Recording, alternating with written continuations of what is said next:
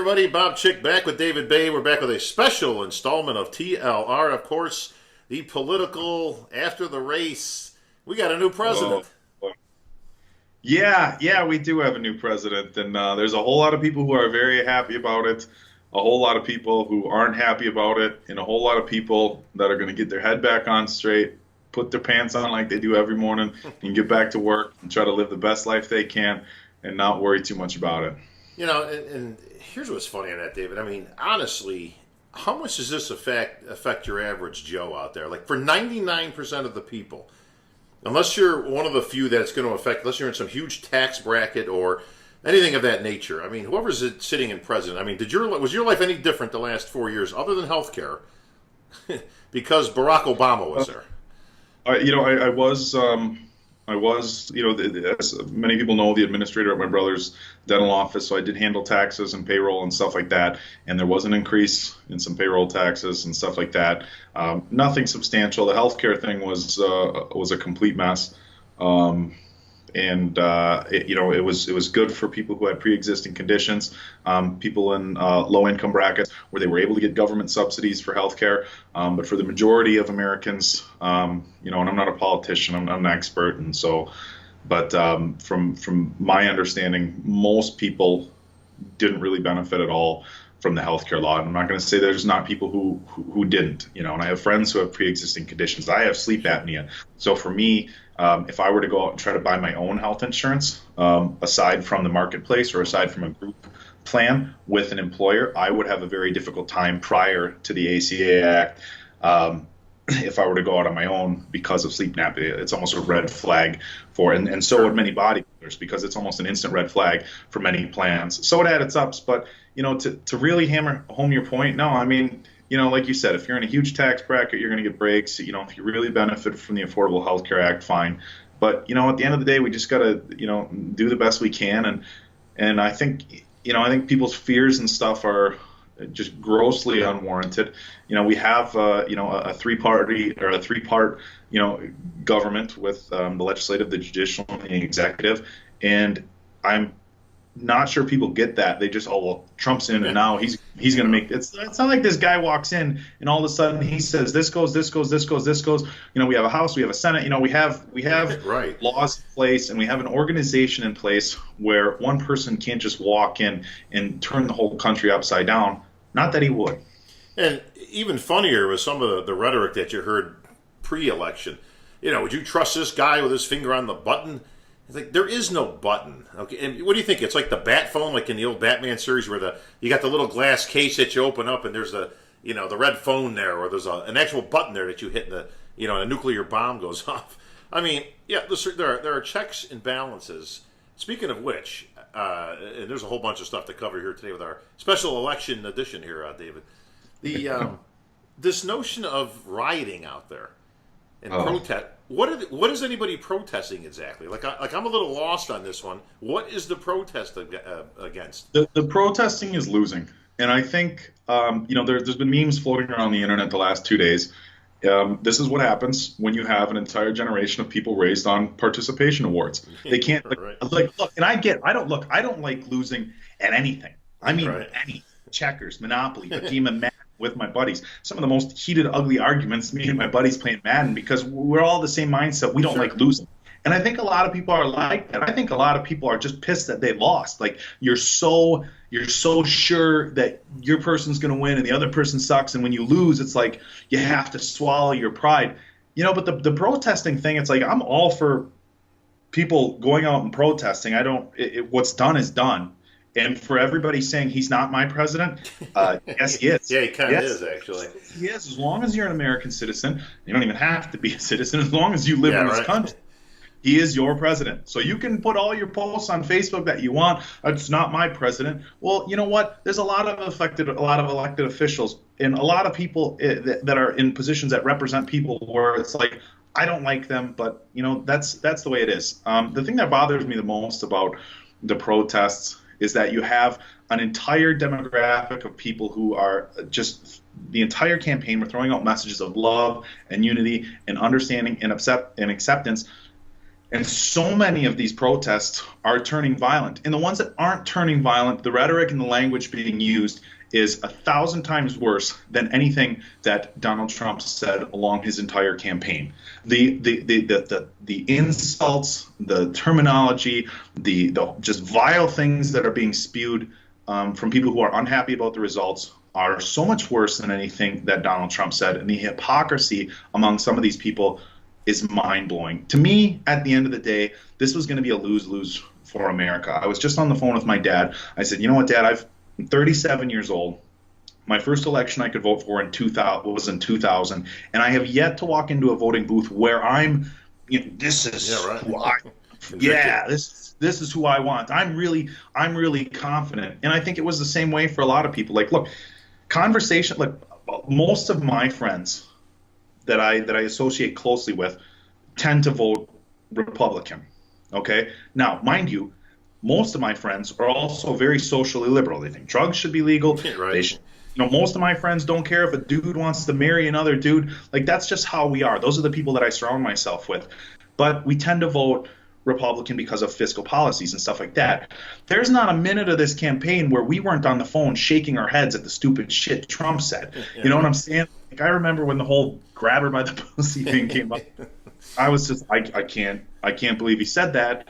And it was 10, 12 years ago. And it's like, yeah, but it was on a radio interview. What was he thinking? But, at the end of the day, it's like, all this stuff and all the nonsense that got wrapped around this election, it made people forget, I think, sometimes that we had two really, really shitty candidates at the end of the day. And I know some people really love Donald Trump. And at the beginning of his campaign, I was almost sold a little, because it's like, okay, I was, liking him for the same reasons everybody else was. Here's a guy who has his own money, so he doesn't necessarily have to, follow all the special interests and corporations and whatever. He says what's on his mind, and he's throwing political correctness out the window. I was like, yes. And then he starts going on with, I know more than all the generals. Listen, I mean, you did not say that. Yeah, clearly. It was, it was a lesser of two evils for a lot of people. And so it's like, these people who are so mad and so angry, you got to understand, a lot of the rest of us are just happy that our person won, but we don't all of a sudden think like, it's ice cream cones and puppies for America. Well, personally, I love the idea. Like to me, watching the election night was actually fun. It was fun for a lot of reasons. What was most fun was watching all the experts that were on TV who have blatantly just been wrong the entire time. And the look on their face when those first results came in, and it was not at all what they were expecting. Trump was winning here, he was winning there, he was winning here, and all of a sudden the look on their faces was priceless. And because they were screwed. I mean, right then they knew that they called this wrong the entire time. What it did shake up, and what I love, David, is what it exposed was the complete bullshit that's out there with these polls and these experts and these projections and things like that. Yeah. They were all complete garbage. And if you remember, about 6 months ago, right when Trump had you and all that, right before all the stupid stuff started, but he was saying some stuff, like I say, that people were thinking out, that he would say it out loud. And it's like, yeah, I agree, and absolutely, and all that. And if you remember his first rallies, he did have some ungodly amount of people. There would be 40,000 people there. And then Hillary would have one down the street, and she'd have 2,000 people there. And then the polls would come out, and it would say that Trump's losing by 8%, or something, 8 points. And it's like, whoa. And that's when he started to question, saying, wait a minute, how can this be? Like, how can I be that far behind when I'm seeing the numbers and it doesn't make any sense? And that's when it first started to dawn on people, I think, that, what he was saying in its context was true. Listen, was it a rigged election? Well, in the context of that kind of stuff, absolutely. And I think everybody got exposed for that. They had egg on their face. And a lot of experts didn't look like they really knew what they were talking about at the end of that night. No, and it was funny because in the state of Wisconsin, I had sources that said, Trump won Wisconsin. And for an hour and a half on some stations, Wisconsin's undecided yet. I know. It's like they were waiting on it. And for the 4 big states, you had Florida, you had Ohio, you had Pennsylvania, you had Wisconsin, states that, we've seen a lot of Democrats win in the past. When those states started coming in as states for Trump, you could see on the faces of the analysts and everybody like that, and it's, you could tell by the tone of the most of the news media that they were really upset by things. And this isn't the first time I've said this, but I think the media as a whole, not bodybuilding media, we're a good crew of people. Of course. I think the media as a whole is filth. I think it's garbage, and I cannot overemphasize how much I dislike the media. I think they thrive on stories that are juicy and whatever, and they over embellish things, and they tell people lies, and they do whatever to further their own interest. And it's like, I personally, for me, I just don't like the negativity that the media spews. So, you'll have a case of police brutality, and it'll be on CNN, it'll be on NBC, it'll be on MSNBC, it'll be on CBS, it'll be all over. And you could have 1,000 cases of guys like firefighters and cops going out and saving people and doing good stuff. And you're lucky if you see it pop up on the local news feed, and maybe somebody shares it on your Facebook feed. The media in general, and I'm not even talking about the election, I'm talking about in general, the media sucks. And once it starts getting political, well, now you have a real shit show, because you have so many of them that are so far to the left, and the only balance that you have is Fox News, and those guys are so far to the right. And half the time you can't watch them either, because it's like they have to combat the people on the left, and it's like the American people are the ones left, sitting under this, just pile of garbage, and it's the media sucks, and they sucked this entire election. And it was nice to see that the American people got to see through some of the garbage that the media has been spewing at us for the last 16 or 18 months. Well, David, some of the protesting out there, we'll use that term loosely, was centered around the fact that Hillary allegedly has won the popular vote. And I say allegedly because those numbers haven't even really come in yet, where it's so close that, it could have gone the other way even. But let's just assume 100,000, yeah. Yeah, I mean, and that's relatively, in the scheme of percentages, obviously, in the political sense, it's dead even. As it was, because obviously things can be contested and dead people have voted. There's all kinds of wacky stuff going on. But let's just assume for this conversation that that's true. So much like Al Gore some years back, who won the popular but lost the election, and people say, well, I don't understand, how does that work? Well, and the easy short answer is, well, the Electoral College, which was set up years and years ago, and it was put in place for these reasons. And the big argument today, which is resurfaced, is why don't we scrap it? Why don't we just go with the popular vote? And there's a lot of reasons behind that. Listen, I'm not a big fan of the Electoral College, but it was put in place for a reason, and we don't have what they call a true democracy when it comes to voting. No, we don't. And the analogy you and I were talking a little bit before we got on the air that I gave you was like, in a true democracy, it'd be like, two wolves and a sheep deciding what's for lunch. It's like, well, clearly you can see where this isn't going to work, and it's not fair. And obviously, hey, majority rules, right? Well, you take that analogy and you put it into what we're talking about right here. First of all, the race would be pretty much selected by 2 states, maybe 3.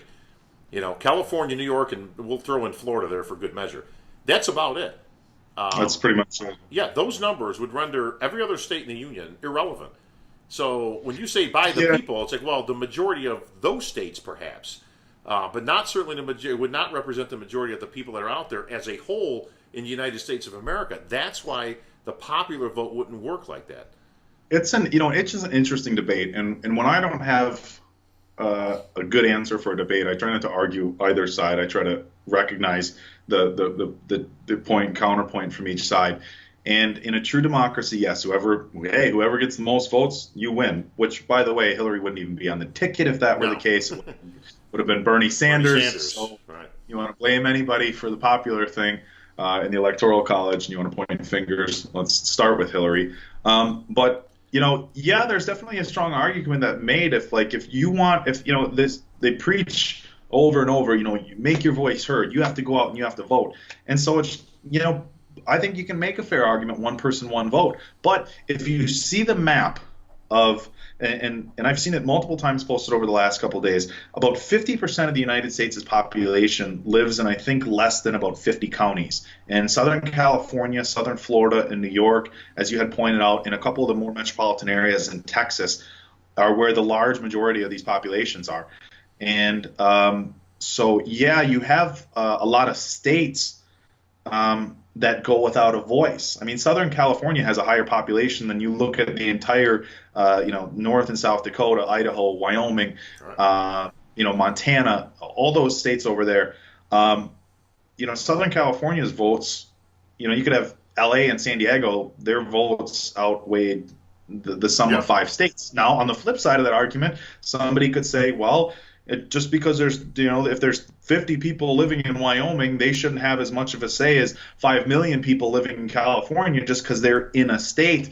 But should a state's voice be heard a little bit louder? I don't know. I think the Electoral College creates a mess, and I think the popular vote, just leaving it up to that, at the end of the day, it's like if you're talking democracy, the popular vote, might be the way to go. But like I said, when I'm in a position where I don't know enough about politics to lay out a solid argument for either side, I try not to have too much of a point because I try not to sound like any more of an idiot than I already know I am. But it is an interesting argument. And again, for the people who are saying like, well, Hillary won the popular vote. Yeah, well, as far as I understand, Bernie beat Hillary, Yep. and Hillary's own explanation. I'm fairly certain I've seen videos. I've seen so much political crap that I don't want to say I saw something and be Brian Williams and have people say, "Well, you saw something that didn't happen." Right. But I'm fairly certain I saw a video of Hillary just kind of saying like, "Well, this is the way our government is set up and always is. Yeah. So I'm not here to narrate how we should or shouldn't elect officials. I'm just here to run my Right. campaign." That was her reasoning behind why she should have beat Bernie. And not that I would have I'll go have a beer with Bernie Sanders any day. Sure. Same with Obama. I'd love to party with both those guys. They seem cool enough to do that. But so if you're talking about fairness as far as the voting system goes, you can't even make an argument right now for Hillary Clinton being president because she wouldn't have even been on the ticket. And we note that this election as a whole, and this is one thing you can't dispute, numbers are down for everybody.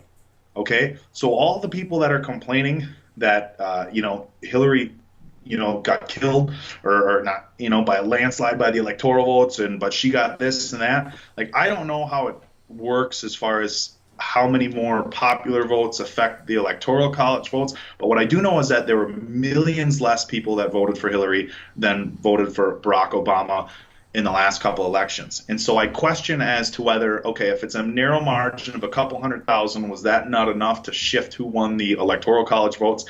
And had Hillary beat Donald Trump by a margin of a few million, would those extra votes have had any sort of impact on the electoral college? That's a question that I don't have the answer for, Well, but it's something that you can bring up, that just voting was down as a whole. Less people voted for Donald Trump than voted for Mitt Romney. And that goes back to my other point, that the American people as a whole were like the old South Park episode, shit sandwich or giant douche. Which one do you want, America? Well, and that's what it came down to. But you're right. Listen, lack of voters is what blew it for the Democrats. And I did follow enough to see those stats. Yes, it would have made a difference. It would have made a huge difference. Hillary probably would have won, more than likely. So they got nobody but themselves to blame for not coming out and voting. But in your own neck of the woods in Wisconsin, which they thought they had lock, stock, and barrel, was actually one of the more interesting stories because they never even came back to Wisconsin. Trump did, and he came back to try to turn the state and all that. The Democrats pretty much just forgot about it. Listen, we got Wisconsin, don't worry about it. We'll spend our time in other places. And all of a sudden, when those results came in, it was like it was a landslide for Trump. And for people outside of Wisconsin, it's a swing state, and it was a surprise to a lot of people. We have a Republican governor now. For people outside of Wisconsin, I don't know how much of our news gets out to everybody else. Zero. The governor that we none. The ponies. We know you got the Packers and you got cheese. That's about what you got, bro. The governor that we have now in Wisconsin won on very hotly contested elections. They tried doing recalls, getting him, people hated the guy. He wanted to bust the unions. He wanted to break up a teachers union, and that was a huge issue. And people hated him, but when they tried to do the recall, he still stayed in office, and then he got reelected. So we have a Republican governor that's in the state of Wisconsin that's not liked by anybody literally who didn't vote for him. So to me, it wasn't that big of a surprise that Wisconsin also went that way. But again, watching the media say, oh, Wisconsin's going to be a blue state. Well, we have a Republican governor that's voted in the last couple of times. We have Senator Ron Johnson was a Republican last time, who beat a guy who had been in there forever, Russ Feingold, as a Democrat. So yeah, I mean, it wasn't that big of a surprise to me, and I think it was a surprise to the rest of the country because they've been fed a bunch of bullshit, and that's no surprise. No. So one thing I would like to say about protesting, okay, and I didn't get my full thing out. If you want to protest peacefully, fine. If you want to cry and be upset and hold signs that he say, not my president, fine. If you want to burn flags, it's disrespectful as shit, but it's your right as an American, and you know what? Whatever. Mm-hmm. It is illegal to stand in the middle of a highway, and if right. you are standing in the highway as a form of protest, you deserve to get your ass run over. And if I need to get somewhere and you're in the middle of a highway, I will run you over. Because now what you start doing is you start interfering with other people's lives, whether they have places to be, jobs to get to, things to do. But on a more severe note, you are potentially intervening and causing problems for law enforcement officials, ambulances, fire trucks. If you block down a major freeway and a fire truck or an ambulance or a police officer, now your whiny, crying, I can't handle a loss ass might be preventing a fire truck from stopping a fire at a house, or somebody who had a heart attack getting. My father had a heart attack earlier on in this year. He was taken by an ambulance to the hospital. I can't even fathom the anger I would have if my father had died in the back of an ambulance because a bunch of idiots were in the middle of the highway protesting something that this is. I mean, you can be upset all you want, fine, cool, protest, but don't do that shit. So if you're in the middle of the road, you know what? I'm gonna go a step further. If you're in the middle of the road, I hope you get run over because it's natural selection, and we just weed out one more of the idiots. Protest all you want, like I said. For as much as I disgrace, and I want to make this clear because I don't want to get any backlash. For as much as I hate the burning of the American flag, it is the people's right.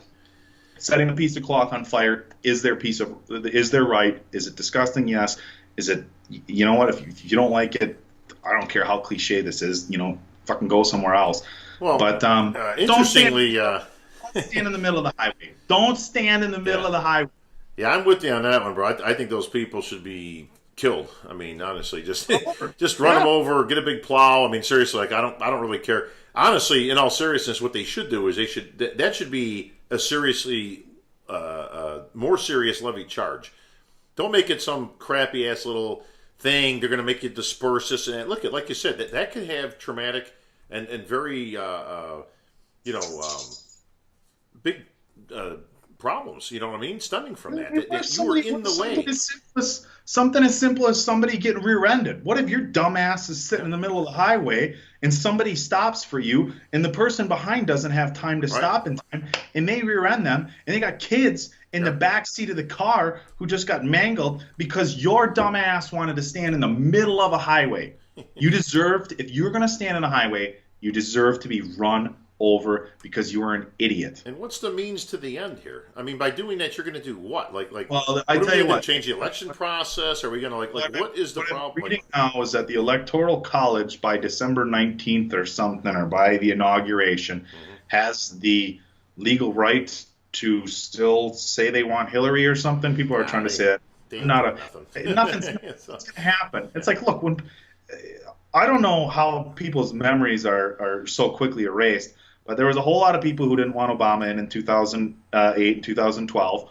And when he got elected, And there wasn't a lot of people happy. And I don't know when the last election, all these elections are almost 50-50. When was the last time we had an election where it was even 60-40 or 70-30? You know what? These elections are close. So every election. By the way, where were the riots when Obama got elected?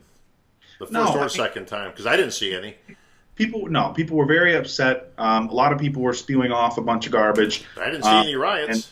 No, there weren't any riots. There were idiots everywhere, but there weren't riots. And it's funny because I have friends who are, and this isn't me like being, well, I've got a black friend, so I can do whatever. No, I have good friends that are gay, lesbian, people that I hang out with on a regular basis, Republican, Democrat, liberals, left side, up, down, green, red, whatever color, okay? I don't base my friendship on any of that. But, you know, the thing is that these people are like trying to make it seem like I guess I'm having a hard time coming up with the right words. These people are trying to make it seem like this whole country is going to just fall apart and it's going to be in crumbles now, and it's, oh my God. And the irony in all that is that the same people who are like so upset about this, it's like they keep complaining that Donald Trump was trying to run a campaign based on fear. Okay, well, he was based on a campaign based on fear. And now you got all these people saying, well, the stock market is going to crash. Well, the stock market didn't crash. In fact, it hit a record high today. It's going to start a nuclear war with Russia. Oh, actually, Vladimir Putin came and said he would like to, redo, or not redo, but try to reopen lines of communication. And it's, so all the things that people are saying now about how the world is going to fall apart, funny enough, the other side was saying about Obama. I remember people when Obama got elected, well, it's, we're going to go so far into debt, and then there's not going to be any more money because we're going to get blocked from China and the loan system or whatever, and then welfare is going to run out, and then it's going to be martial law, and then it's going to be the beginning of the end. Look, these shows, Doomsday Preppers, 90% of these people are prepping not because they think there's going to be a zombie apocalypse or a volcano. They think there's going to be some sort of economic shutdown. And if you asked a lot of people after Obama got elected, they said he's going to cause an economic disaster where the whole country is going to be upended. And now here we are 8 years later, and the opposite side are saying the same garbage about Trump. It's not going to look. We're all going to be fine. People are upset. Are the laws that some people want passed going to pass? No. Are some, the gay marriage thing? Look, man, I'm as far to the left on this subject as you can. And my personal view is that just do what makes you happy, man. Yeah. It's hard enough to be yourself in this world. Do what makes you happy, and nobody should have the right to tell another person who they should and shouldn't be able to love. And if I happen to love a guy and not a woman, then why should my right to enter a civil union or to share insurances or to have certain rights be violated? And to me, an issue that we have, and this is a hot button with a lot of people, is the man-woman thing goes back to the Bible, and it goes back to religion. And that's where it comes from. Everybody who has an argument against gay marriage cites the Bible, but in this country, we also have freedom of religion. So somebody doesn't necessarily have to believe the same thing you believe. They don't have to believe in the same God you believe in. Right. And we also have separation of church and state. So to me, marriage between a man and a woman, if a Catholic church wants to tell two men they can't come in and get married at a Catholic church, fine. It's a private organization. You can do whatever it is you want to do. But a government building should not be able to tell two adults that they can't enter a civil union. I don't care if you call it marriage. I don't care if you call it whatever, but I think people should have the same rights. And that's the one thing that that is a hot button that I sympathize a lot with the left on. Although my understanding is that Donald Trump didn't directly support it, and he said they're not going to do anything at a federal level. But it is my understanding that he said he's going to leave it up to the states. So it's not like. Fine. And on that topic, and you get me started. And another thing. Everybody's seen the videos of Hillary Clinton from 10 years ago. Oh, I believe marriage should be between a man and a woman. 15 years ago. Well, you should be able to love who you want to love, but you shouldn't be able to get married. Hillary pulled a complete 180 on her stance on gay marriage.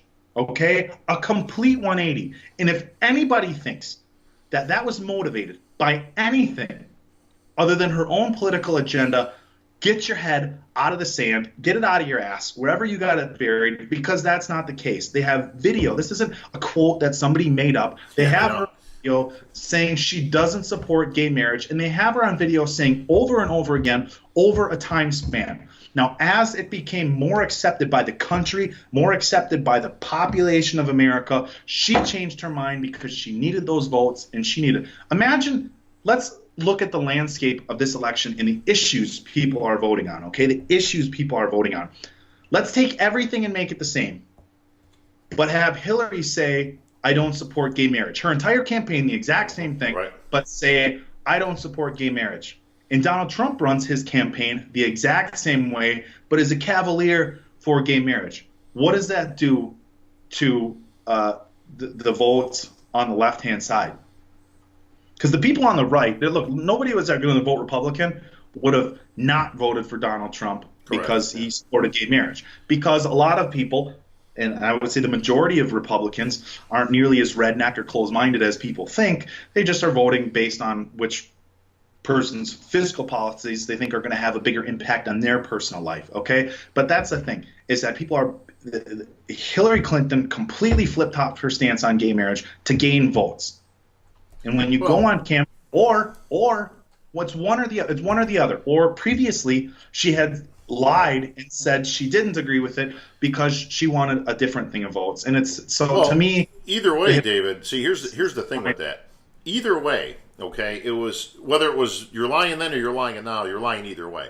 All right, the bottom line is this: it was absolutely for political votes and positioning and all that. This is where I have a problem with people that you would think of all things. Listen, did Trump say some stupid stuff? Absolutely, we can all agree with that. All right, tons of it.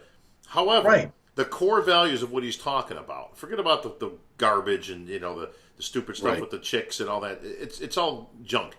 All right. The bottom line is this, is the core values of what he's talking about.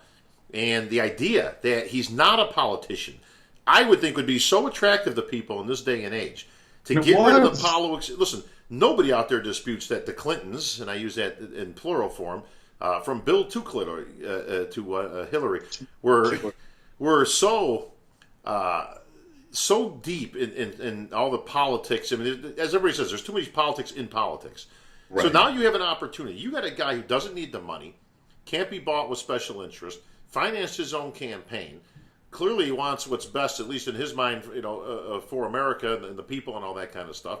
And he's actually brought up things that are so obvious, that have gotten so twisted in this whole campaign.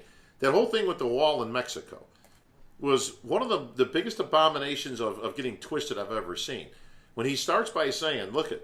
We've got a lot of infiltration from Mexico of illegals that are coming into this country, and some of those people are, whatever, rapists and are doing bad things, and, well, clearly, listen, these are people that shouldn't be here to begin with. These are people without jobs, without money, so of course a lot of them are going to go that route. He didn't say all of them. He didn't say he hates all Mexicans. He didn't say any of that stuff. It got so twisted right off the bat that people have lost the original premise of what he's talking about. Which is listen, these are illegal aliens, okay? Illegal. That's the word. It's like, what are you people thinking, man? I mean, like, you don't understand that this is actually hurting you? Yeah, the problem is, and again, this is one of those issues that I can dance both sides of the argument. And I actually had this conversation no more than an hour ago with my father. And my issue with the immigration issue is it doesn't take a rocket scientist to figure out the giant effect on the system as a whole. People who are living this country and using our public goods and services and not paying taxes, the effect that they are having is huge, okay? If you're getting medical care, if you're using police resources, if you're driving on our highways and not paying state taxes or tolls to fix the roads, well, tolls you'd have to pay. Right. But you get the point. You're a burden to the system, and you're not contributing. You're only contributing to yourself. That being said, I do believe, people as a whole should have an opportunity to make better lives for themselves. And if they have a plan, if somebody wants to move here from Mexico and they get a good job within 6 months and they have a clean background, sure. I'm all for that. It's not like if you have a criminal background, you get kicked out of America. So I'm not saying if somebody's got a DUI or disorderly conduct, whoa, you can't come in. We're not Canada. But no, we're not. I think an issue that and Obama had 8 years to do it, and granted, with with dealing with congressional Republicans and all that makes it difficult. I would like to see a giant immigration reform. It's like if somebody wants to come to this country and be a participating member, not even if you make them a citizen, but say, hey, okay, you want to get a job here? You want to live here? Can you afford to live here? Yes. Are you going to be a productive member of society? Yes. Okay, cool. You got a job. You're going to work. You're going to pay your taxes. Come stay. When I was young, and this is a personal experience I have, and so many people base their voting off personal experience. And a personal experience that I have is I worked with some Mexican guys when I was a waiter at TGI Fridays when I was 20 years old. There's a group of these Mexican guys work back in the kitchen. No offense, TGI Fridays, but I don't know. I think they were illegal. But whatever. I don't even know how that works, how you get payrolls, whatever. But the thing is, these guys came here from Mexico, and they had a plan. And the one guy I talked to, there was a group of 3 or 4 guys that lived together. They all had 3 jobs. They were living in a small apartment, not living it up. They weren't criminals by any means. These were good guys who had families back home. They had a 5 to 7 year plan to come here, work 3 jobs for 5 to 7 years. And these were guys who were working the 2 jobs, and their income from 2 jobs were getting sent back to Mexico for their families. Okay? So the income was getting sent back, and the other money they were making was going towards living here. Now, there's 2 sides of that argument, because you can say, well, now you have people in Mexico that are getting money from American employers where they're not even paying taxes. So Mexicans benefiting it, and they're screwing America. Yes, we get the idea. From a humanitarian standpoint, the immigration issue, I think it has to be, I think you have to have, I don't say you open up the borders and just let everybody in, but there has to be a way to make sure that the people who are getting into this country are contributing. And I'm not saying they're not contributing from a workforce standpoint, but they have to be paying into the system that the rest of us are, and not just coming here and getting free this and free that and free that and free this, and then having everybody say, oh, we should welcome you. I'm not against welcoming people in, you know. And for the people wanting to move to Canada, big news flash. Canada doesn't just let everybody in. Yeah, right. It's not easy to just become a Canadian citizen and migrate to Canada. So if you're thinking, hey, I'm going to move to Canada, good luck. Why don't they go to Mexico? I mean, that's wide open.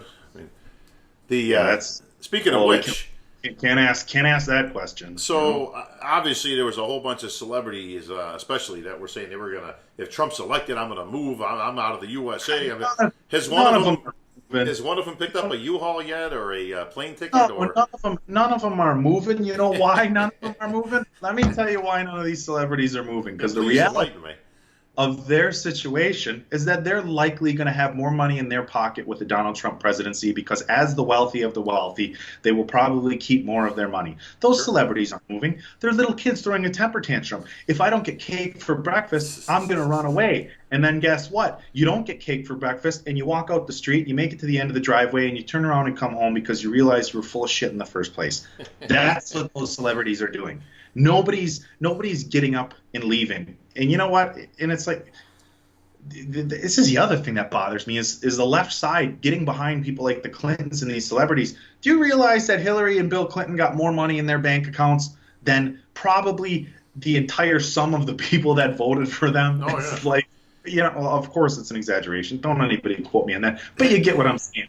Like the people who actually, it blows my mind, the people who actually thought that this lady who's getting paid hundreds of thousands of dollars for speeches to giant corporations, right, she's looking out for you, my man. The Joe Blow plumber back in Idaho, you know, Hillary, don't worry, Hillary's got your back. Like, oh, you're so delusional, you know? By the way, on that same note, so there's been 8 years of obviously Obama. And listen, there's target areas, a couple of which Donald Trump actually called out, like Flint, Michigan, and stuff. That they're still in despair. They're still, you know, he actually told them at one point, and I love that when he actually went there and said, "Look, what do you people got to lose?" Basically, I mean, seriously, what do you got to lose? You're living in squalor. Your schools are garbage. You can't drink your water. The unemployment rate is an all-time high. The place looks like somebody dropped a bomb on it. There's no housing. So now that's 8 years under the Obama administration. And Detroit, mind you, has been a Democratic city for years and years and years. Correct. Now, 4 more years of Hillary would obviously elicit nothing more. Actually, Hillary is the one who actually ponied up to saying that she was the orchestrator of Obamacare and all that kind of stuff. So, I mean, listen, you're looking at 4 more years of the same. What he said was absolutely, I couldn't applaud anymore. It's like, what do you really have to lose? You know what I mean? But by making a switch and at least giving it a shot, I mean, listen, he ain't going to do any worse. They literally can't get much worse than where they are in some of these poor areas around the country. So, listen, I applaud that people actually did it. And they did say that a lot of the rural areas did vote for Trump. Obviously, you saw a lot of the maps obviously coming out on election night. But what I want to touch on, David, is switching gears a little bit. I saw a lot of video, and I got to be honest, I actually started laughing out loud at some of the stuff on election night. Some of the footage of some of the people actually crying when it was obvious that Hillary was going to lose, I actually thought was hilarious. And I don't mean to be completely heartless, but I got to be honest, bro. This stuff was just ridiculous. I mean, I get. Yeah. No, it was. Look, it goes back to, it was temper tantrums. It was people that have been handed participation, their trophies, their whole life. Well, wait a minute. Hang on. Let me follow up on that, because I wasn't really going there. What I'm going towards more is this idea and this notion that we wanted the woman president. All right, that was this thing, and even in Hillary's speech, and little girls out there and this and that, and you keep your dreams, and everybody was hoping she'd become the first. Listen, did you just want a woman president to say we had a woman president, or was she actually just not a good candidate for the job? She's just a shitty candidate for the job. Yeah, it's like, exactly. Look, here's the thing, and I'll stand by this. I think that theoretically speaking, in the primaries, if this was even possible, and I don't know how it would have been possible, I think that Michelle Obama probably could have beaten Hillary. And I take that back. I don't say I think Michelle Obama probably could have beaten Hillary. I know she could have. I am 1,000,000% confident that Michelle Obama could have came out and said, you know what, same shit as Donald Trump. Hey, I don't have a political background, but I've been hanging around for 8 years. You know what? I'm going to now run for office. Hey, Bill was in the office, and then Hillary ran for office. Granted, she was a politician. At least she didn't have any baggage. Michelle Obama would have done. A black woman would have done better than Hillary Clinton. The nation, so much of the nation just didn't trust her. And yep, she got the popular vote, but there's a lot of people that just didn't trust her. I think she was, she was smug. She was, she wasn't like the one thing you can't ever take away from Barack Obama is the dude, and it might be because he's reading off a teleprompter. But I know bad people reading off teleprompters, especially in the fitness industry. The dude was as smooth of a talker as you could get. He always had this upbeat demeanor. Yeah. He never seemed smug. He always had a witty comeback. He was an easy guy to like if you didn't disagree with his political standpoint. That's why I said, I'll be the first one to say, I'll take Obama out for a beer tomorrow. I'm not going to vote for you, but I'll party with you because you seem like a pretty cool guy. And I don't think it had anything to do with her being a woman. Are there people who didn't vote for her because she's a woman? Absolutely. It would be completely naive to say that. But I think people just didn't vote for her because she's just kind of wretched, And I mean, she's just comes across to me as just being like miserable, And they had some video clip come out. Well, I haven't actually driven a car myself since 1996, and it's like, yeah, because you've been carted around in limos and right. How does that resonate with the people where you haven't even driven your own car? Now, granted, somebody could come back. Well, she lived in big cities, public transportation. As you see, Bob, I always have two sides of most arguments. I see that there. You debate yourself, actually. But it's you're self-debater is what you are. Just that there's such a disconnect between her and the American public as a whole, I think. And I tell you what, but I tell you what about people crying and stuff. And it's like I hate losing, and like I said, I hate losing more than anybody. But I think the people who were crying, were mad because they lost. It's like any intelligent individual, okay? And this might push some hot buttons, and it's going to happen sooner or later. Anybody who actually knows what's going on knows that Donald Trump isn't just going to walk into office and the whole nation's going to hate each other. I made a big, long post on Facebook, and I try to stay off political stuff. And, we just said, to hell with it. We'll wing it. We'll have some fun with this. I'm sure you and I will get blowback from the fitness community and from the forum members. But, I made a big, long post, and I said, here's the bottom line of this situation for the people who are worried about the hate language and the talk. Yes, it has a platform now, and I understand where you're coming from. But good-hearted people who teach their kids to be kind to each other, who teach empathy and love and unity, they're not going to all of a sudden come November 9th start teaching their kids something different. And on the flip side of that, people who are racist and bigots and the ones who are truly homophobic and don't like that stuff, they weren't going to change if Hillary got elected. It wasn't going to be some big campfire hug session if Hillary got elected. The way we treat each other, and that's the thing, is like people were crying. I saw people saying, "Well, I'm crying because I'm scared that our children have to grow up in a country filled with hate." Well, guess what? That starts with the people, and I don't care how cliche that sounds. It starts with the people. And electing Donald Trump, yes, I tell you one thing about I've seen plenty of redneck people and the people that are truly racist and stuff. They're flying their flags real high and they're gloating. And so, yeah, they're making the rest of us look bad. But those were the people who, honestly, had Hillary got elected, they'd have been doing the same thing. And it's not just like this nation. Talk about the hypocrisy, though, David. Where's the hate coming from right now? It's coming from those people. I've tried dancing the middle line, and I've been called names. And I have people that I'm good friends with that I know are good people. I had some people private message me their private messages. And it's like, like I said earlier, the things people are saying to people who voted for Donald Trump are 1,000 times worse than anything. You know what? I've been called a redneck, a racist, a homophobe, all those things. And it's like, I'm none of at all. And it's like, that's the problem. These people who were preaching a message of love and hate or of love and unity and whatever, are now the ones just spewing vile garbage, violent protests. Well, they were preaching all that until they lost. In the words of Rocky Balboa, the world ain't all sunshine and rainbows. It's a mean and it's a nasty place, and it will beat you to your knees and keep you there permanently if you let it. Those are the words of Rocky. That's the reality of the world that we live in. Not everybody wins. Life isn't fair. But you accept things as they are. Now, granted, I'm not even saying people on the left should just, if you want change, go make change. Write your congresspeople, write your senators, try to get people to change the Electoral College if you believe that the Electoral College should be gone. But in 2020, when the person who doesn't win that you want to win, things don't go your way, you can't backtrack and then, oh, well, this time this happened or whatever. You know what? You got to stick by your guns and stick to your guns.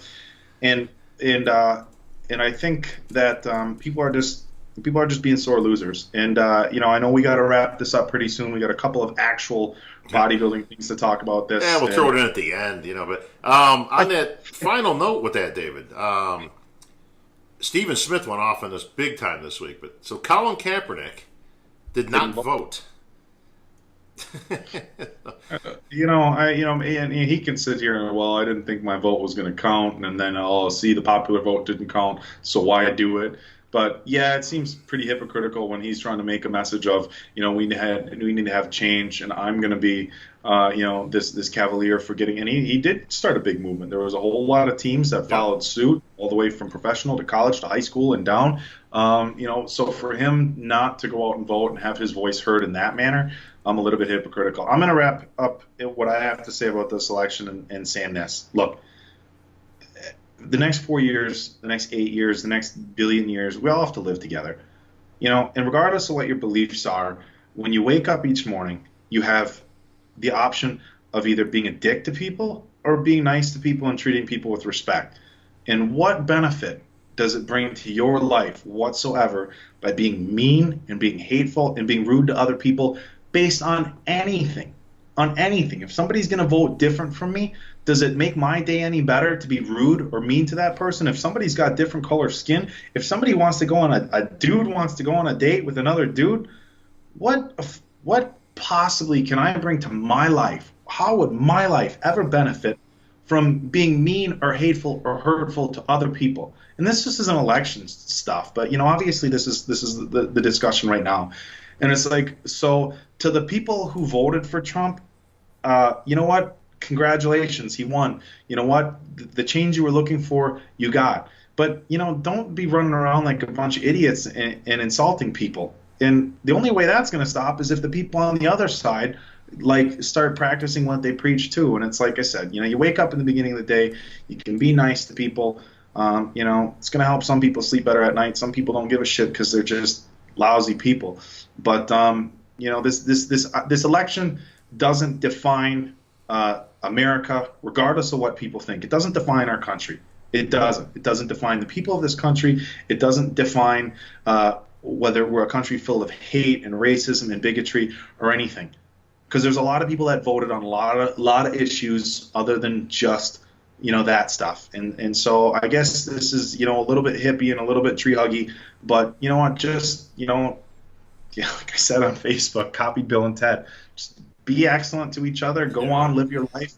Try to do the best you can for you and your family and your loved ones, and let other people do the same. Let people live and let live, man. Live and let live. And I'm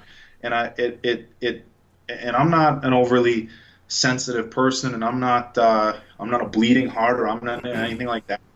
But it upsets me a lot to see how many people go out of their way to try to make other people's days lousy, and it's like I hate seeing it, and so I hate seeing it over something like an election that shouldn't change how people feel about each other. So well, you're right about all that, David, and none of that defines the people. The people define the people. Their actions. It's that simple. So with that kumbaya, we'll draw the curtain on this year's election. Obviously, we'll continue this on the boards. I'm suspecting a thread will pop up anytime now.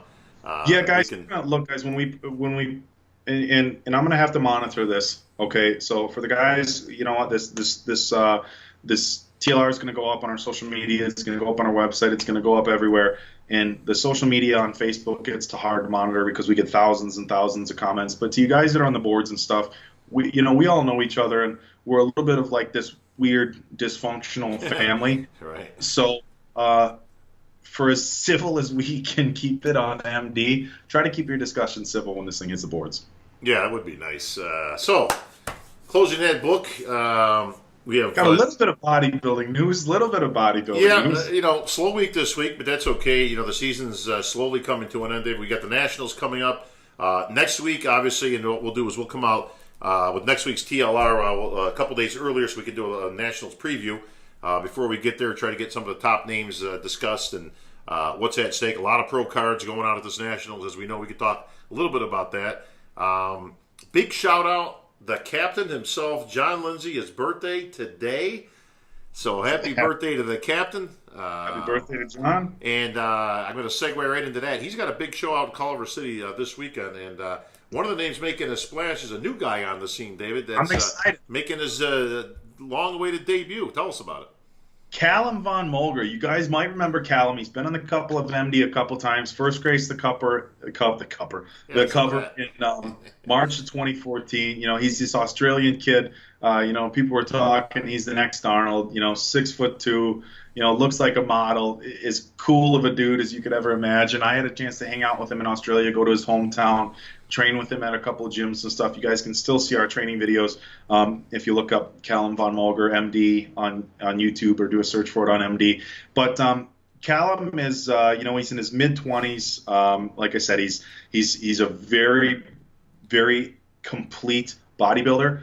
He won the Junior Universe, I believe. He won the Mr. Universe twice. So he's done about as good as he can do in every other bodybuilding division aside from the NPC and the IFBB. So there's been a lot of questions to Calum. He's been weighing on that the last couple of years. I'm going to try to get him on an interview for my new show, All Access, whether it be before this weekend or to talk to him after. But it's going to be interesting because from my understanding, Calum is entering classic physique. Now he is a big guy. Yeah. He is very big. So I think he's going to be pushing the weight limits. But he's, even after they came out with Classic, there was still a question, how does he fit in? Because he's still almost, to me, a little bit in between Classic and bodybuilding. Although when you look at him, he looks very reminiscent of one of your throwback guys. So, this Classic physique division, for as much as I kind of cringed watching some of the posing as an amateur level or at the amateur level earlier this year, is really starting to take off. I couldn't have been more happy than to see Danny Hester win the first Olympia. But somebody like Calum, who is already famous worldwide, to have him in the IFBB, which I don't doubt that he'll end up getting a pro card. I don't know if he's planning on doing nationals. I don't know what his immigration. Correct. Yeah, I don't know what his immigration status is, whether he's got American citizenship or not. But if he does have to earn a pro card in Australia, I'm sure he can manage that. But we're all going to be watching it because he's one of these guys that he was one of these what if guys over the last couple of years. What if he decided to, try to compete as a bodybuilder in the NPC while he'd have to put on, he reminds me a lot of Frank Seppi, actually, from NPC News Online. A lot of you guys know Frank. Tall guy, good looking, a full head of hair, Right. a full head of hair. But hang on a second, Dave. Let me get myself. There we go. For as big as Frank was, and Frank used, for you guys who've seen him recently, you don't remember him back in the day, Frank used to be huge, but he was so tall and he was working on such a big frame that he still needs to be a little bit bigger. Right. And I think that's the issue that Calum's going to run into because he's 6'2" or 6'3". People are always going to want to see him be a little bit bigger. But he wants to keep that old school look. He likes that. I've talked to him in extent about that. So I think as long as he can make weight for this classic division, he could end up being a big star. I don't know that he's got quite the V-taper or quite the flow of maybe somebody like a Danny Hester. Sure. But then who does? Well, nobody, because Danny's the reigning Olympia champ. But exciting to see Calum on there, and we'll be watching that one closely. Yeah, we're definitely, like I said, if we don't get a chance to talk to him before the show, we're definitely going to talk to him after. So look for that. We're going to get Calum on. Well, in that same division, the weights have been upped in the pro side. For those who don't know yet, this is something that we discussed throughout the year. I was of the opinion that they needed to go up about 5 pounds. Based on some of the physiques that I knew and I was familiar with, it looked a little bit light to me. In some of the physiques that I thought they looked more like a Durham Charles is a great example, where I thought he looked more classic when he was bigger in a bodybuilder than, kind of a little more stringy version of what we see now. So I think that will greatly help not only Durham, but a lot of the bodybuilders into the pros. The amateurs is not moving, for those who don't know. We wanted the difference between the amateurs. You need to go somewhere as a pro. You need to be able to bump up. Room for progress, absolutely. Correct. You need some room for progress. You need to bump it up. And I think, that will define itself, obviously, this coming year. There are some other things on the table, which we'll be discussing at the upcoming Nationals.